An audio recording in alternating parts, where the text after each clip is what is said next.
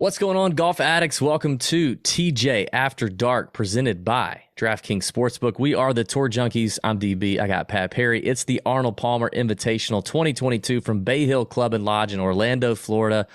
Arnie's event, right? Great field this week, stacked field, and an even bigger field coming next week for the Players Championship. That's that's one of the top 5 events. Flagship event. Well, it's the flagship event for the PGA Tour, but it's actually, fifth major. It's probably a top 4 event for me. I probably like it more than the PGA Championship. I'd probably put it above the PGA. Yeah, I mean, last year's PGA was great. But yeah, I think in general, I would only put the PGA ahead of it because I like the fact that the PGA is on a different course and I get to see some different courses that we don't normally see. Yeah, I do like Sawgrass. I think it's a fantastic course. We played it last year. Yeah, it's a hard ass course. Yeah. Yeah. And actually we'll be joining you live next week from TPC Sawgrass. If you're following the Tour Junkies on social media or you're a member of our Discord server, we'll be talking it up. I'll be at TPC Sawgrass on Tuesday and Wednesday, getting some intel from the caddies, from the players, from on site, learning about the conditions, all that good stuff. So you're going to want to check that out. Me and Pat will be doing TJ After Dark next week from Pat's house, live and together in person. Lord knows the kind of technical problems we're bound to have, but we're going to make it happen. And hey, we should have started this whole thing off. Congrats on 140-1 winner in Sepp Straka last week for the Honda Classic to Mr. Pat Perry. Sepp Straka was mentioned on this very show. That's now 3 winners in 2022. Hudson Swafford at 250-1. Yes. Luke List at 75-1, and Sepp Straka at 140-1 that have been mentioned on Tour Junkies After Dark. This is a 10-minute show, 12-minute show for free. What are we doing? Congrats to you. I appreciate that. It's been a good year. And when we say good year, we go all the way back because the 2022 season for the PGA Tour actually starts in 2021 in the fall. But it's really been a good year.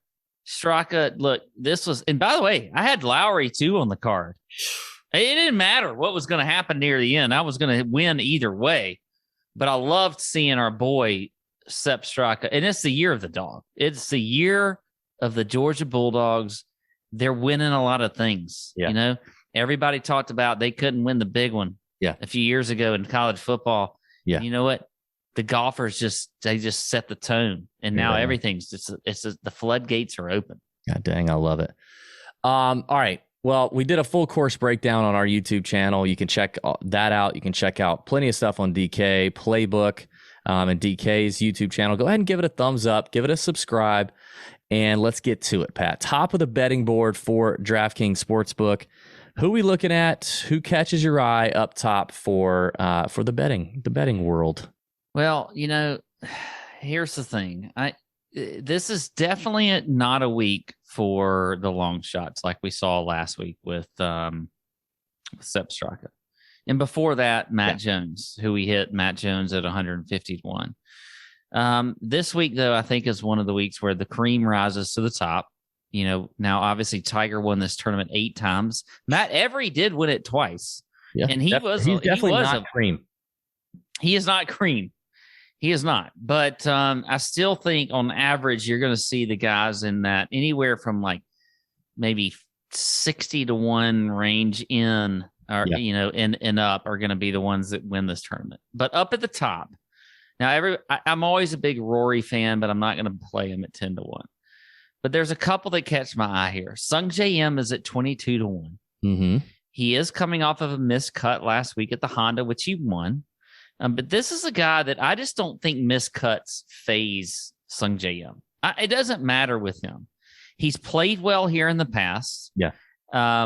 I think Sung J M at that 22-1 number is very good. And I think you're going to agree with me with both of these guys.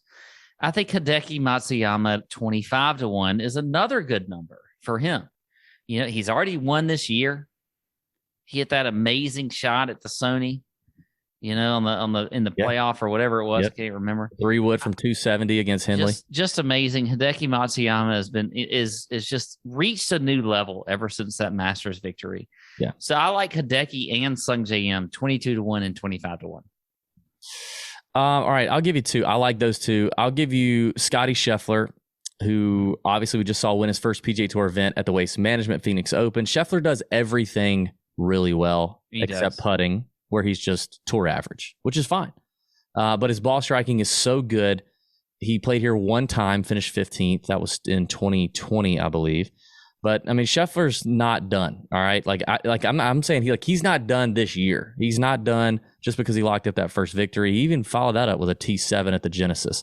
Scheffler's balling right now. He's hot. We ride it. 16-1 is about as short as I'm willing to go to bet on golf, but here we are. Will Zalatoris at 25-1. Now that's probably as short as I would be willing to bet it. If it gets shorter, if it gets shorter than that, I'm out. But Zalatoris at 25-1, this kid, I mean, we're all just waiting on it, right? It's gotta happen. It's gotta happen. Yeah. It's like, do you like watching like the pimple popper videos, like on TikTok and stuff?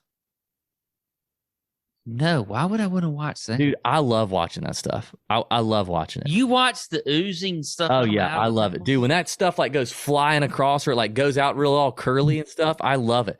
It's like you're squeezing, you know, the doctor's squeezing the heck out of something and you just see it all coming up to the surface and you're just waiting on it to explode. That's what I feel like Zalatoris is right there. It's going to happen. The ball striking's good.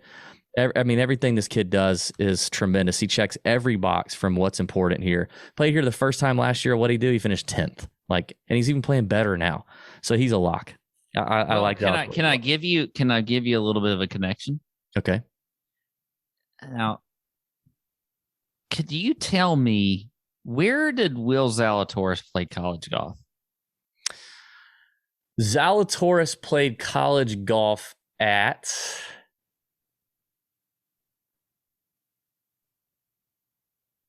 was it somewhere in North Carolina? I think, and I'm Googling now because I'm questioning myself, but I believe he is a Wake Forest graduate. Wake Forest. That's North Carolina. Is he not? I thought he is. I thought he was. Yes. So, do you know who also is a Wake Forest graduate? No. And played for Wake Forest? No. Arnold Palmer. Look at there. There's your connection. He did play for Wake Forest. Will Zalatoris did. So Arnie played for Wake Forest, and so did Will Zalatoris. There we go. Do we not think that there's some magic there? Oh, there's magic with that. Yeah. All right, let's move on. Midrange. I got two names. The first one I really like, and DraftKings has a good number on him. Keith Mitchell at 45-1. I love it. Killa Keith is playing really, really strong right now. His recent form is off the charts. His record here, I believe, if I remember correctly, is also pretty good. Yeah, a 6th place finish, a 5th place finish, and a 43rd. Keith loves this place. We're back on Bermuda starting last week, the Tiff Eagle Bermuda grass that's common to Florida.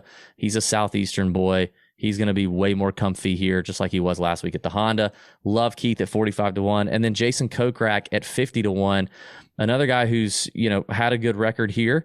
The form is, he's got a great record here, actually. The form is okay to start his year as well. 17th at the Sony, 26th at the Genesis. Kokrak's a ball striking fool. Good putter, too. And we've seen him, take the top off after he finally got his first PGA Tour win. He's put 2 more behind it. So 3 tour wins now for Kokrak. 50-1 feels like a good number on that guy. I could see that one getting shorter. That's it for me, and I got 2 bombs. All right, a couple more for me. I like Christian Bezuidenhout. I talked about him last week. He is at 50-1. I think this is another good course fit for him. He had a bad round on Saturday at the Honda Classic, but came back really strong on Sunday. I think 50-1 is a good number for him. Another guy that I like in here is Mark Leishman. And now he is on the shorter end, right around 30-1.